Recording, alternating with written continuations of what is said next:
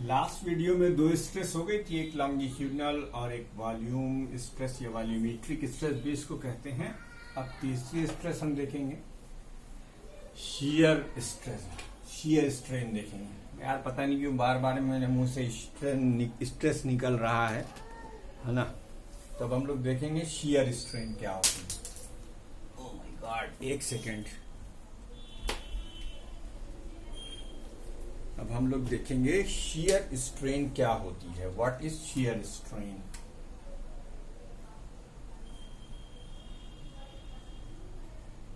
ये जो आपकी शीयर स्ट्रेन है, it is defined as the angle theta. अभी ये सब हम आपको क्लियर कर देंगे, जितना आपका टर्म है it is defined as the angle theta. It is defined as the angle theta through which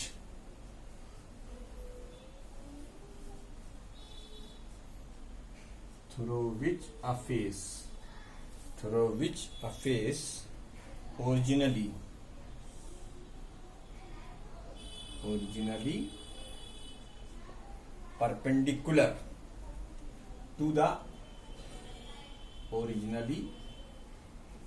perpendicular to the fixed surface get turned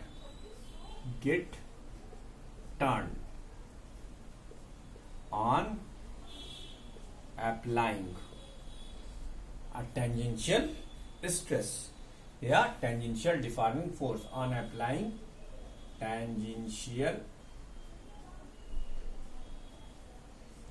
deforming force। चिंता बिल्कुल मत करिएगा, यहाँ जितने 6 टर्म हमने डिफाइन किए अभी हम आपको सब एक एक करके बताते हैं। अभी इसे फॉर्मेलिटी कर लीजिए। तो शीयर स्ट्रेन का जो फार्मूला होता है, शीयर स्ट्रेन, इसको थीटा भी लिखते हैं और ये बहुत छोटा होता है इसलिए इसे tan थीटा से इक्वेट कर सकते हैं। मैथमेटिक्स कहती है कि अगर एंगल की वैल्यू 10 डिग्री से कम हो तो फिर वो थीटा जो है वो tan थीटा के बराबर हो जाता है। तो इसका एक और फार्मूला आप लिख सकते हैं, relative displacement between two parallel faces. एकदम चिंता मत करना, अभी ये सब बताता हूं। Relative displacement between the two parallel faces या प्लेन लिख लो, और plane divided by distance between two parallel planes. Distance between two parallel faces और प्लेन। ठीक, शीयर स्ट्रेन का ये फार्मूला है। तो अब 3 तरीके की स्ट्रेस हो गई, 3 तरीके की स्ट्रेन हो गई। अब आओ इन 3 तरीकों की स्ट्रेस और 3 तरीकों के स्ट्रेन को क्लब करके रॉबर्ट हुक ने एक लॉ बनाया, हुक्स का लॉ, हम वो पढ़ते हैं। वीडियो को पॉज कीजिए, फटाक से इसको नोट कीजिए, आगे बढ़ रहा हूं मैं। अब हम लोग हुक्स लॉ पढ़ेंगे। क्या पढ़ेंगे बेटा? हुक्स लॉ, यानी एक रूल जो कि हुक ने दिया। क्या था वो? बड़ा आसान है। हुक्स लॉ कहते हैं within the elastic limit the stress is directly proportional to strain. Within the elastic limit the stress is directly proportional to the strain। यानी stress directly proportional to strain, stress divided by strain is equal to constant. ठीक, this constant is known as modulus of elasticity. This proportionality constant, this proportionality constant, this proportionality constant is known as modulus of elasticity, modulus of elasticity। अब 3 stress थी, 3 strain थी, तो 3 modulus of elasticity भी होगा। ठीक है, हाँ, it's value depend upon the nature of the material. It's value depends upon the nature of the material. ठीक है भैया, अकॉर्डिंग टू चिचाहुक, स्ट्रेस और स्ट्रेस का बीच का ग्राफ, स्ट्रेस और स्ट्रेन के बीच का ग्राफ इलास्टिक लिमिट के अंदर स्ट्रेट लाइन होगा। लेकिन इसके लिए शर्त क्या है, इलास्टिक लिमिट के अंदर अंदर ये ग्राफ होता है स्ट्रेट लाइन, उसके बाहर नहीं। ठीक, अब चूंकि हुक्स लॉ में हमने आपसे कहा कि हम डिफाइन कर रहे हैं कांस्टेंट, वो मॉड्यूलस ऑफ इलास्टिसिटी है, तो आपने देखा था कि आप 3 तरीके की स्ट्रेस लगाते थे तो 3 तरीके की स्ट्रेन होती थी। तो जब 3 तरीके की स्ट्रेन होती है और 3 तरीके की स्ट्रेस होती है, तो ये कांस्टेंट भी 3 तरीके का होना चाहिए ना। क्यों भाई, ईमानदारी वाली बात है। तो वीडियो को पॉज करके इसको फटाक से नोट कीजिए, और अब हम बढ़ते हैं अपने उन 3 इंपॉर्टेंट टॉपिक की तरफ, जो कि मोस्ट प्रोबेबल है आपको मिल जाए बोर्ड में भी और एग्जाम में भी, हर जगह इंपॉर्टेंट। ये ग्राफ भी नोट कर लीजिएगा, और हुक्स लॉ भी इंपॉर्टेंट है, इसे भी आप पढ़ लीजिएगा। ठीक, अब जब उन्होंने सिलेबस ही इतना कम कर दिया है तो मैं क्या कर सकता हूं। तो Young's modulus of elasticity, Thomas Young's, ये बहुत ही जबरदस्त साइंटिस्ट गुजरे हैं अपने टाइम के। यंग्स मॉड्यूलस ऑफ इलास्टिसिटी, इन्होंने एक एक्सपेरिमेंट किया था जिसके बारे में हम आपको अगले साल बताएंगे जब हम आपको वेव थ्योरी पढ़ाएंगे, है ना। उस एक्सपेरिमेंट ने पूरी तस्वीर बदल डाली थी। किसी की मठाधीसी खत्म कर कर किसी दूसरे को का लोहा मनवाया था, उनकी इस अकेलौते एक्सपेरिमेंट ने। तो ये वो थॉमस यंग्स है। यंग्स मॉड्यूलस ऑफ इलास्टिसिटी इन्होंने दिया था। इनको लोहों से खेलने का बड़ा शौक था, तो ये इनका जो लॉ है, इनका जो यंग मॉड्यूलस है वो यही है, क्या कि with in the elastic limit, with in the elastic limit, within the elastic limit, the longitudinal stress,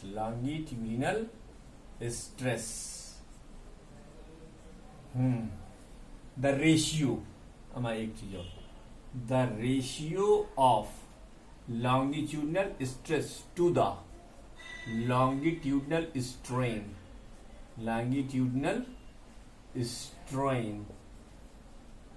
is called Young's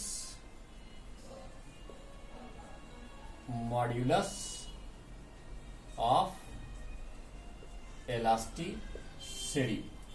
ये यंग मॉड्यूलस ऑफ इलास्टिसिटी कहाँ डिफाइन होता है, within the elastic limit, the ratio of longitudinal stress to the longitudinal strain. इसको हम Y से define करते हैं, Y यानी Young's modulus of elasticity.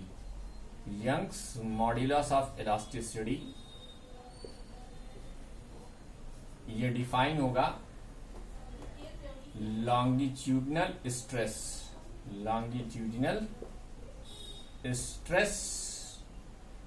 Divided by longitudinal strain. ठीक, आओ एक डायग्राम बनाते हैं और इसको तुम्हें अच्छे से समझाते हैं।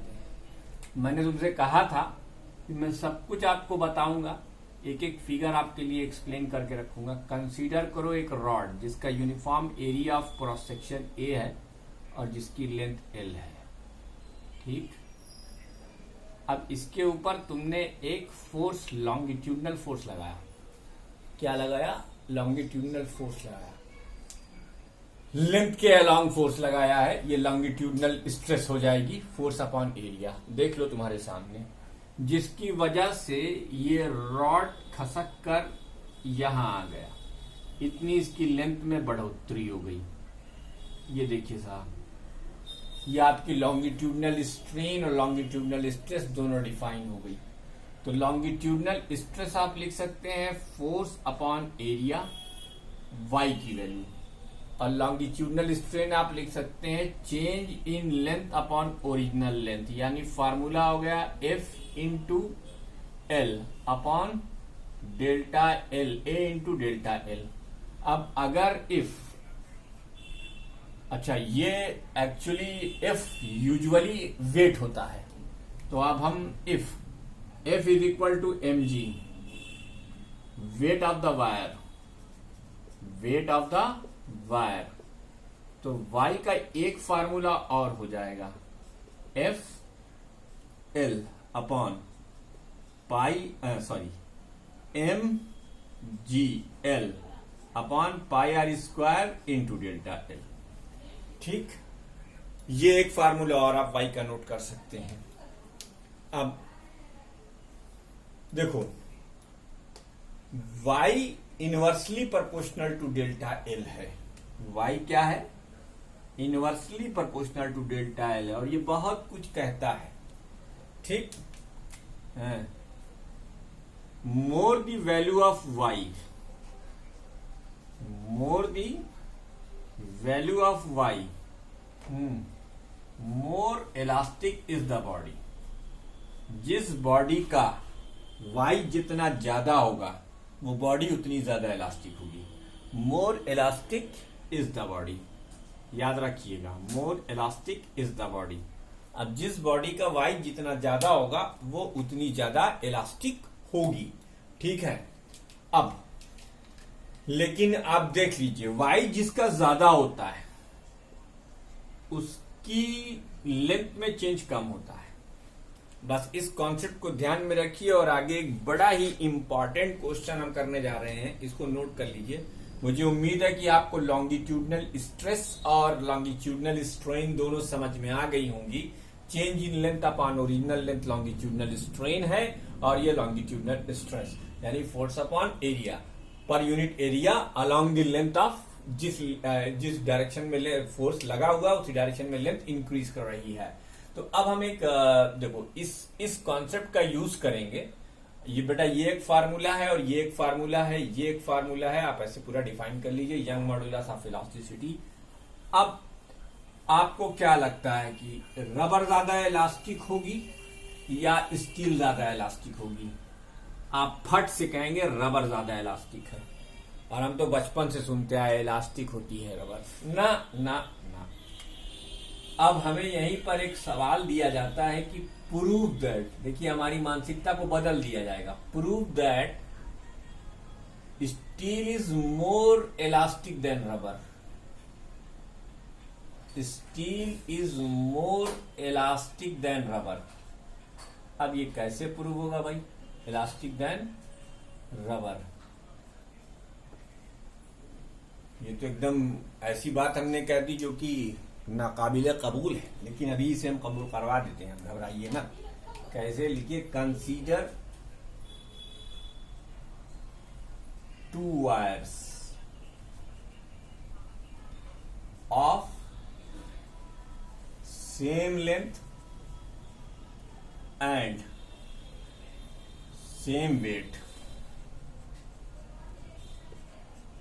having same area of cross section, but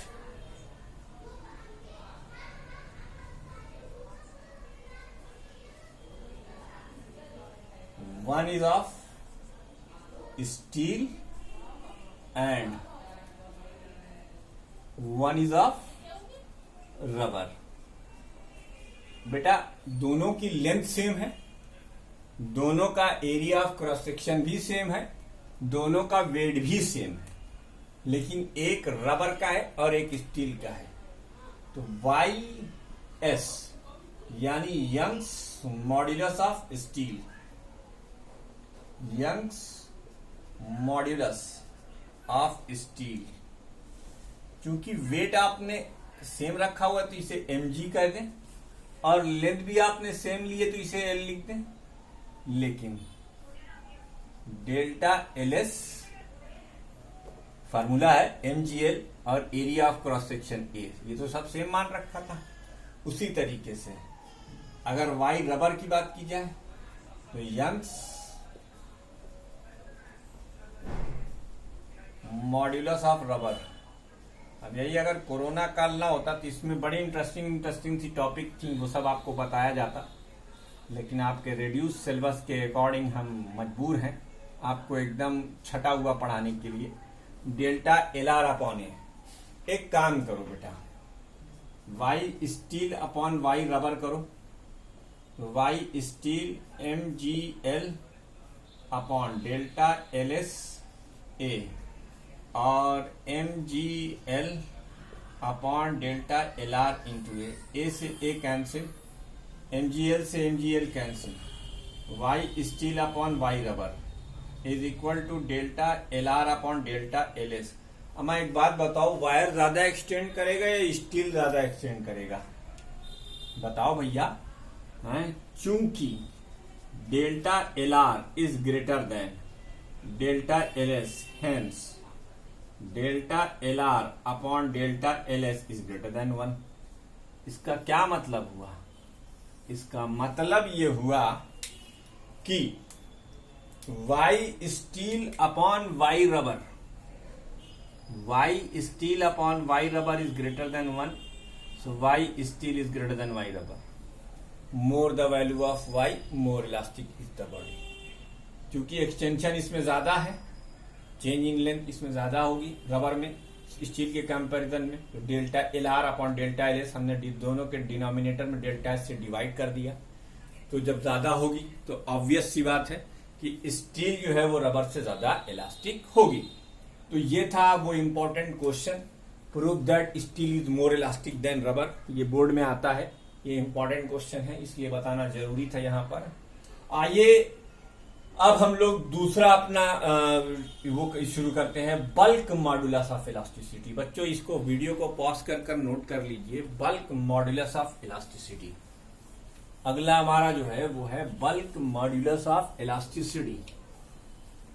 क्या है बेटा? Bulk modulus of elasticity, bulk modulus of elasticity, bulk modulus, bulk modulus of elasticity.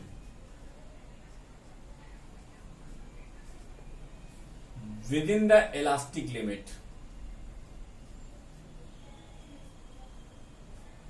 within the elastic limit, the ratio of hydrostatic stress, the ratio of hydrostatic stress to the volumetric strain, volumetric strain is known as bulk modulus of elasticity। बहुत सारी book इसको बहुत सारा symbol देती हैं, लेकिन आप इसे बी से लिखें। ये है bulk modulus of elasticity, bulk modulus of elasticity. ये क्या है? Hydrostatic stress, hydrostatic stress. जब चारों तरफ से फोर्स लगाया जाए तो उसे हाइड्रोस्टैटिक स्ट्रेस कहते हैं, और अपॉन वॉल्यूमेट्रिक स्ट्रेस, और जिसकी वजह से उसके वॉल्यूम में चेंज आए तो उसे वॉल्यूमेट्रिक स्ट्रेन कहते हैं, वॉल्यूम स्ट्रेन। अब आप मान लीजिए कि आपके पास एक ऐसे वॉल्यूम था, ये गोल वॉल्यूम, इस पर आपने नॉर्मली हर तरफ से फोर्स लगाया, बेटा किसी एक तरफ से फोर्स मत लगाना, वरना वो लॉन्गिट्यूडनल स्ट्रेस हो जाएगा। सर्किल इनफाइनाइट सिमेट्री रखता है, इसलिए हमने गोल सरफेस का एग्जाम्पल लेना ज्यादा बेटर समझा। ठीक, ऐसे लगाते गए तो इसका रिजल्ट क्या होगा कि ये अपने वॉल्यूम को बदल डालेगा। अब इसका अगर ओरिजिनल वॉल्यूम V था तो इसकी वजह से इसका वॉल्यूम अब डेल्टा V हो जाएगा। ठीक, तो ये डेल्टा V का चेंज आ गया।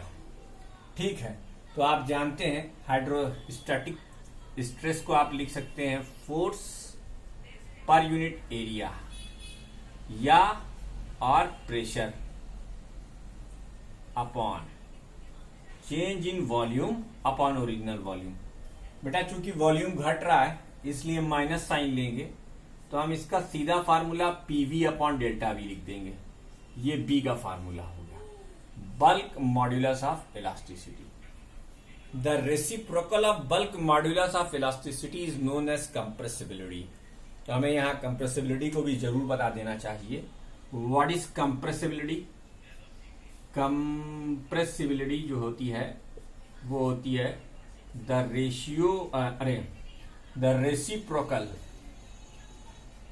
Reciprocal of bulk modulus of elasticity.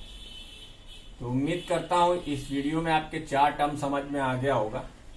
इसको एक्चुअली सिग्मा से लिखते हैं कंप्रेसिबिलिटी, ये 1/b होता है। एक ये जो बॉडी जितनी ज्यादा कंप्रेसिबल होगी उसका बल्क मॉड्यूलस उतना ही कम होगा।